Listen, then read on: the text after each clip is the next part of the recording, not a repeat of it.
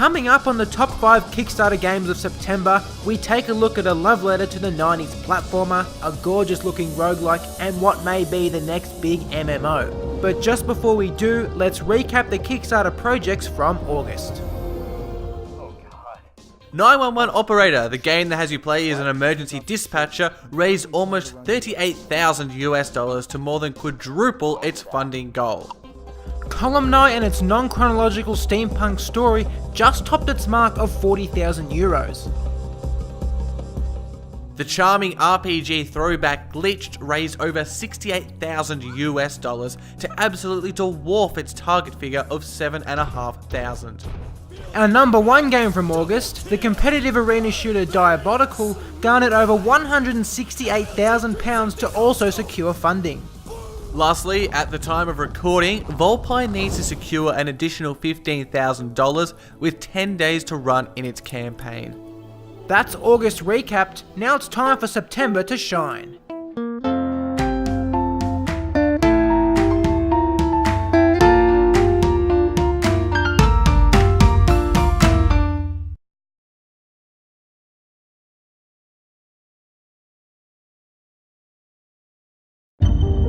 Let us introduce you to Alliance, the competitive card game where you are both the player and the card. Alliance is a collectible card game in which you are both the player and the game.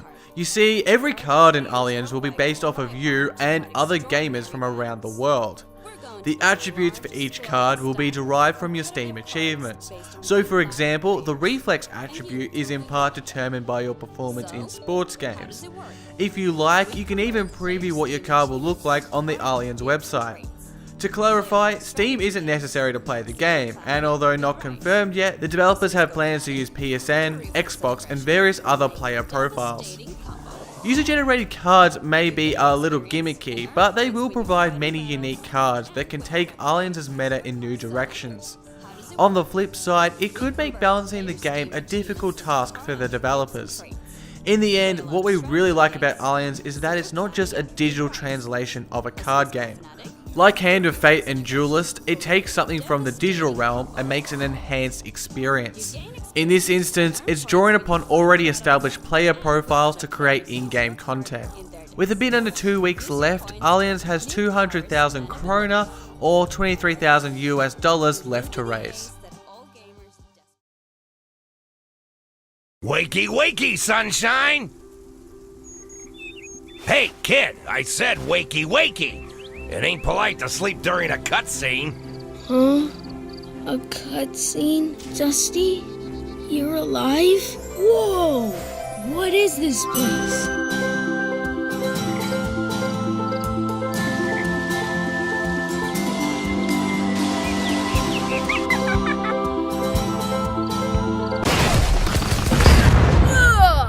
I should have gone with that Italian guy with the mustache. Rad Rogers is a love letter to the 90s platformer. In it you play as Rad, a 12-year-old just sucked into the world of a video game along with his last-gen console Dusty, who has come to life as his trusty sidekick. Dusty will in fact be voiced by the legendary John St. John, the voice of Duke Nukem and more recently Jack Boyd in This Is the Police. Obviously Rad Rogers is a throwback to the 90s platformer. However, in a similar fashion to Shovel Knight, Rad Rogers is not so much a straight recreation of a single game, but rather the amalgamation of many. Smoking a wooden pipe? Is she smoking a wooden pipe?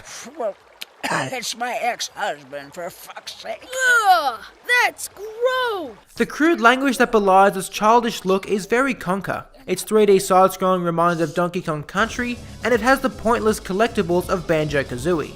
Rad Rogers is marketing itself as funny, and even likens itself to a Rick and Morty sense of humour.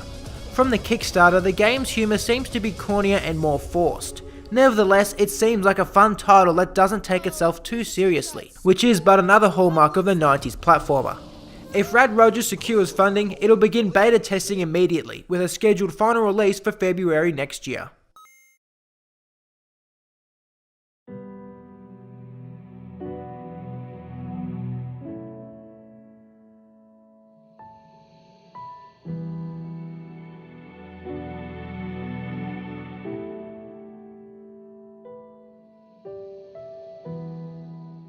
The Rabbit and the Owl is the exciting debut work of six-man game studio Formal Sheep. The game's interpretive story follows two kindred spirits that have manifested in another world in the form of a white rabbit and a black owl. This new world is divided into light and dark, separating the two spirits. The white rabbit can only occupy places cast in darkness, and the black owl is likewise restricted to areas of light. This is not only a narrative device, but a gameplay one as well. Both characters must be used to navigate both the light and dark spaces and solve the game's puzzles.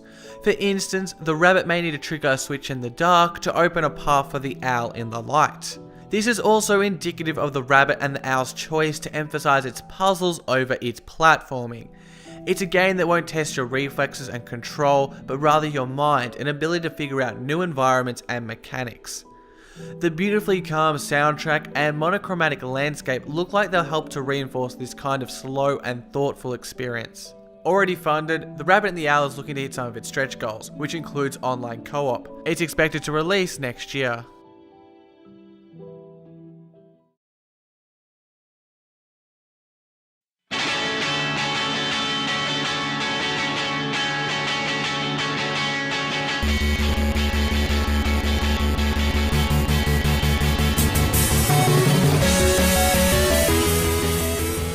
The Reckless is a bit of pixel art magic that asks but one question of you: can you escape the tower? To give you a clue, Ruin of the Reckless is a roguelike, and if you know anything about roguelikes, you know they're tough as teeth. Ruin of the Reckless is no exception. Combining breakneck speeds with melee combat and a flurry of enemy waves, you can see just how merciless the game is just from watching. We're obviously quite partial to roguelikes here at Indieformed, but there's more reasons than that to consider Ruin of the Reckless. There's the happy 8-bit tunes that you can preview in the trailer, local co-op for you and a friend, and the depth of an ability tree. Perhaps most exciting are the collectible cards that let you change the rules of the game. You can make it easier, or alternatively make every hit from you or your enemies an instant kill. You can even stack different cards and their effects together. Ruin of the Reckless promises the challenge of a roguelike, an attractive presentation, and the ability to remix the game to your liking.